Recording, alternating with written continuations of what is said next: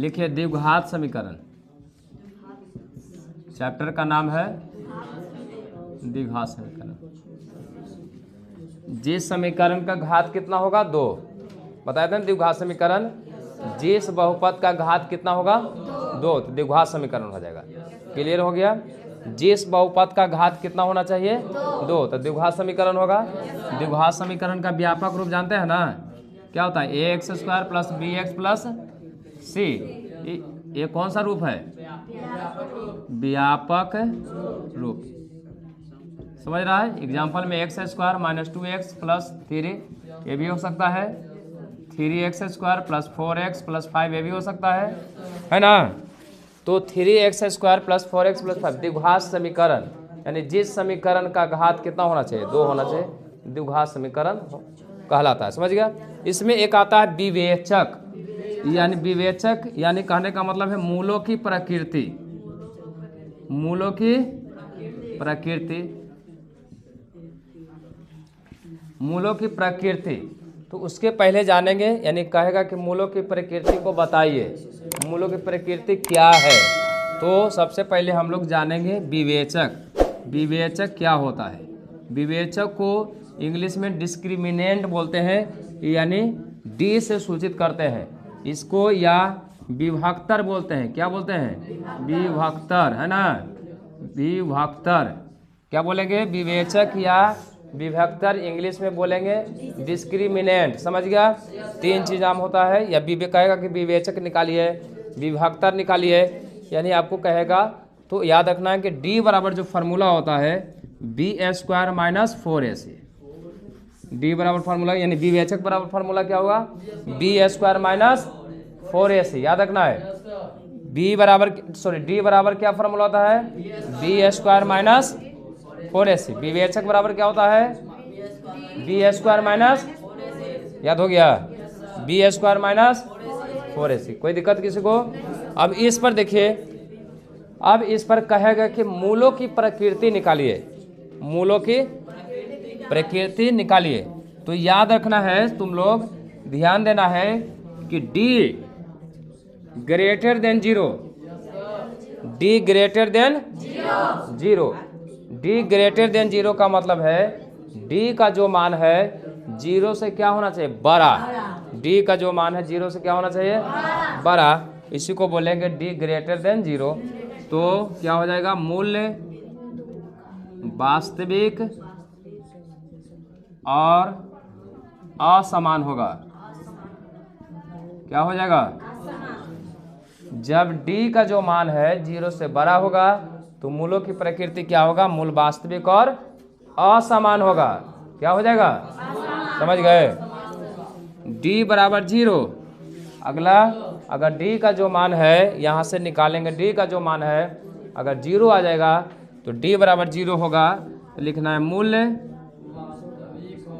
मूल वास्तविक और समान होगा।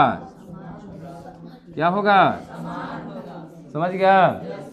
d लेस देन 0, अगर d का जो मान है 0 से छोटा आएगा, यानी माइनस में आएगा, तो याद रखना है इसका प्रकृति होगा मूल वास्तविक नहीं होगा, मूल वास्तविक नहीं होगा। समझ गए जो बोले जे, कि नहीं समझे, समझ गए। जब d ग्रेटर देन 0, यानी 0 d का जो मान है 0 से बड़ा आएगा तो मूल वास्तविक और क्या हो जाएगा, असमान होगा। d बराबर 0 होगा तो मूल वास्तविक और समान होगा, और d लेस देन 0 होगा तो मूल वास्तविक नहीं होगा। इसी को बोलते हैं विवेचक। अब विवेचक कहेगा, विवेचक बराबर क्या होता है, तो बताओ क्या होता है विवेचक बराबर, d बराबर b² माइनस 4ac। समझ गया, यही फार्मूला है b² माइनस 4ac। दूसरा फार्मूला आएगा कि बताइए द्विघातीय सूत्र, द्विघातीय सूत्र बराबर क्या फार्मूला होता है। तो याद रखना है -b plus minus √d/2a, -b plus minus √2a, ये द्विघातीय सूत्र होता है। कौन सा सूत्र है, समझ गया ना। यही इतना द्विघातीय समीकरण में फार्मूला है। मेन फार्मूला ए वाला है, समझ गए? मेन, विवेचक, विभक्तर, डिस्क्रिमिनेंट, समझ गया? यानी विवेचक को डी से सूचित करते हैं, बड़का डी यानी कैपिटल डी से, समझ गया? अब अगर मूलों की प्रकृति, एग्जाम्पल फॉर एग्जाम्पल अगर कहेगा, जैसे मान लो यही एक एग्जाम्पल है, ठीक है, यहाँ ले लेते हैं x square minus 2x plus 3, कहेगा कि विवेचक निकालिए। तो विवेचक निकालने के लिए a बराबर तो 1 है, b बराबर b बराबर -2 है, c बराबर कितना है 3, d बराबर फॉर्मूला क्या होता है b स्क्वायर माइनस 4ac होता है। b का मान कितना है, a का मान कितना है, c का मान कितना है, 2 दूनी 4 × 3 आई, घटाएंगे तो कितना आ जाएगा -8। ये विवेचक का मान आ गया -8। लेकिन कहेगा कि मूलों की प्रकृति बताइए, तो यहाँ -8 है, 0 से बड़ा या छोटा, छोटा है, तो यानी d लेस देन 0 हो जाएगा, ये वाला हो जाएगा d लेस देन क्या हो जाएगा 0। जब d लेस देन 0 होगा तो क्या लिखना है, मूल वास्तविक नहीं है, मूल वास्तविक नहीं है या नहीं होगा, नहीं है ना। समझ गया कैसे निकालना है जी? ये फॉर एग्जाम्पल है, कोई दिक्कत? अब कहेगा कि द्विघातीय सूत्र से हल करें, तो उसी तरह से हल करेंगे, है ना। अगर फार्मूला सेट करेंगे निकाल देंगे। तो ये था आपका द्विघातीय समीकरण का मेन फार्मूला, मूलों की प्रकृति, विवेचक और द्विघातीय सूत्र। द्विघात समीकरण कब पहचानेंगे, कैसे पहचानेंगे? तो याद रखना, जिस समीकरण का घात कितना होना चाहिए 2, जिस बहुपद का घात कितना होगा 2 होगा, तो क्या हो जाएगा द्विघातीय समीकरण होगा। द्वि मतलब 2, घात का मतलब 2 घात। क्लियर हो गया ना? इसको आप छाप लीजिए।